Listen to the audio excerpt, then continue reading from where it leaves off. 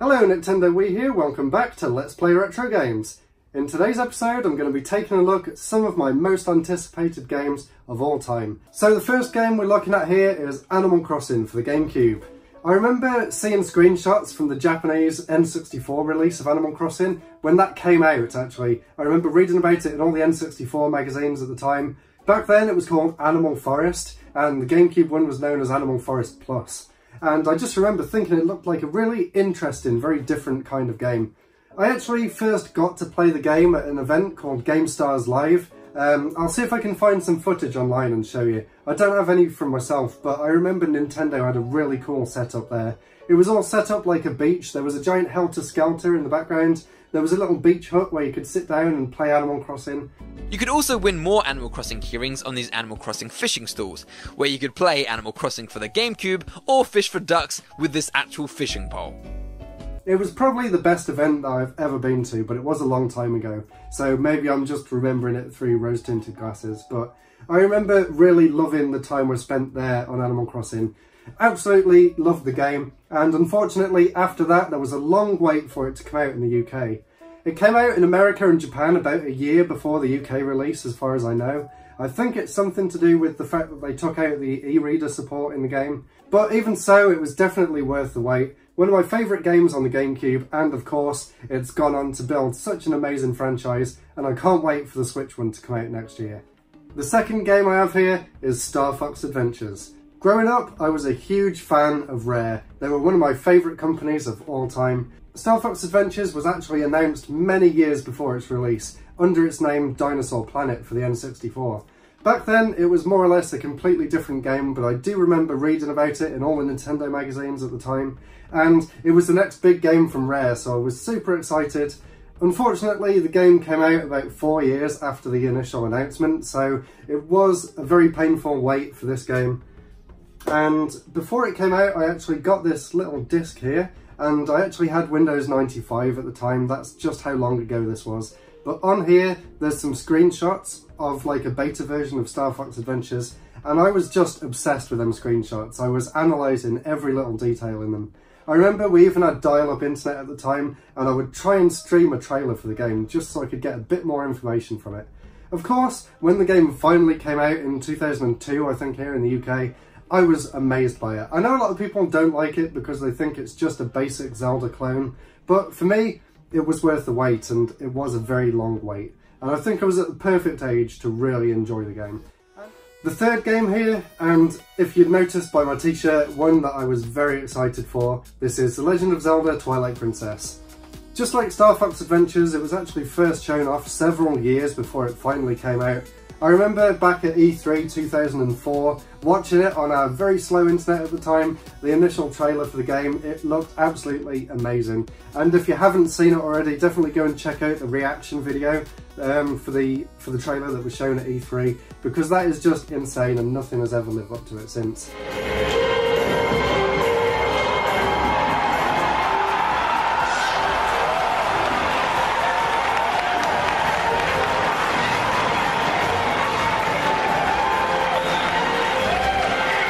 But from that trailer, of course, next year came and I was expecting a release date, but no, we just got another trailer and the first look at Wolf Link, so that was very exciting as well. Around that time, a lot of my friends at school were also really excited for the game, and somehow my friends actually managed to trick me into thinking that they had the game early. I don't know how I managed to fall for that, but they said they'd got a copy from someone who worked at Nintendo or something, and I was so gullible back then I went along with it, and I just couldn't believe they had the game before it came out officially, but that wasn't the case at all. They were just completely making it up. So I actually did get to play the game about a year before it actually came out.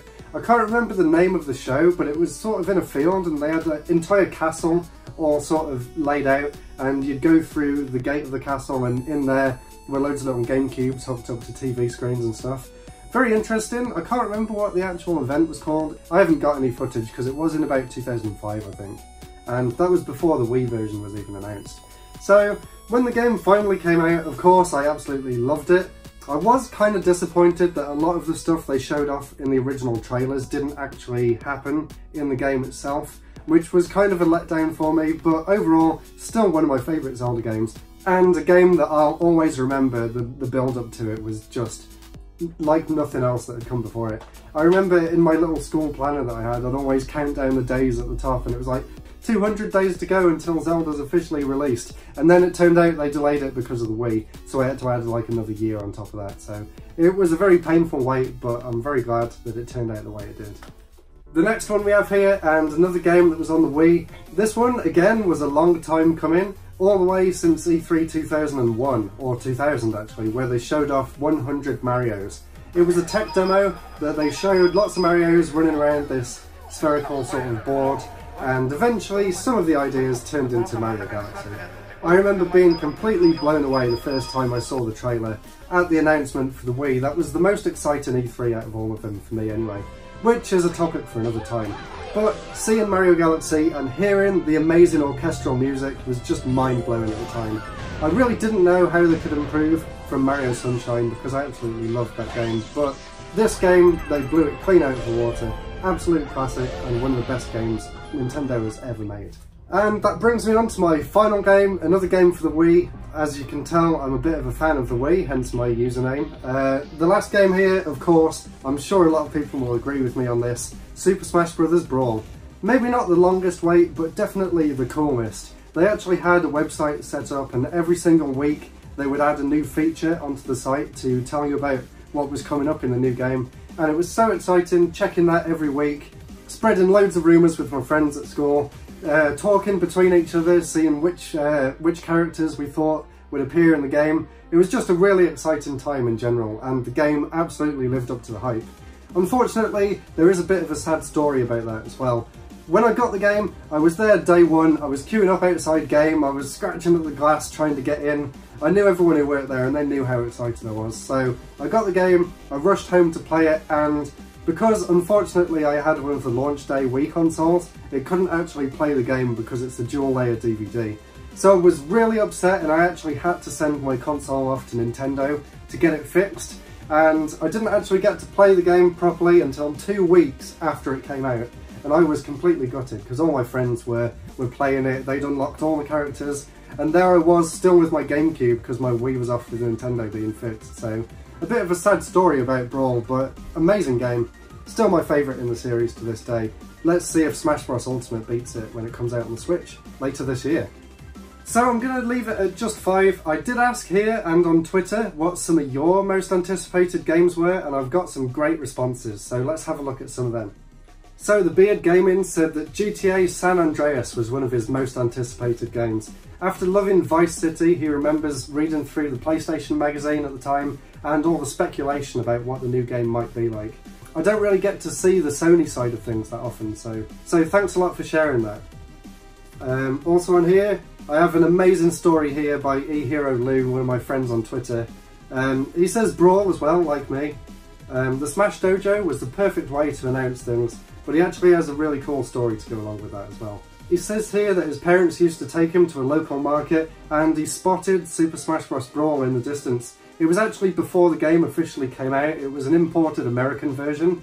And he got it, and he got a freeloader at the same time, and he got home and he actually managed to play it early on his Wii, and it ran perfectly. So I can't imagine just how excited he was to see that. That's really cool. So we also have here from Dibs Ahoy, Street Fighter 2 on the Mega Drive. This one, I think I was only about 1 when this game came out, so it's not one that I remember personally, but I'm sure there was a lot of hype around it. I know it was super popular in the arcades at the time, and he's actually linked to his own video on there, so I'll put the video up here and a link in the description so you can go and see that. The next one here from Angel Fox Dreamer. I get excited for most games I pre-order, especially the Starfox games. So like me, I'm sure he was very excited about Starfox Adventures and Starfox Assault and all the new ones going forward. And we also have here Sadrius, I hope I pronounced that right. He says Fallout 4, he was a massive fan of the Fallout series and couldn't wait for the latest instalment. Even though for him personally it didn't feel that much like a Fallout game, unfortunately. So there was one more that replied to me on YouTube. I'm not even going to try and pronounce his username, so I'm just going to write it out here and pretend I said it.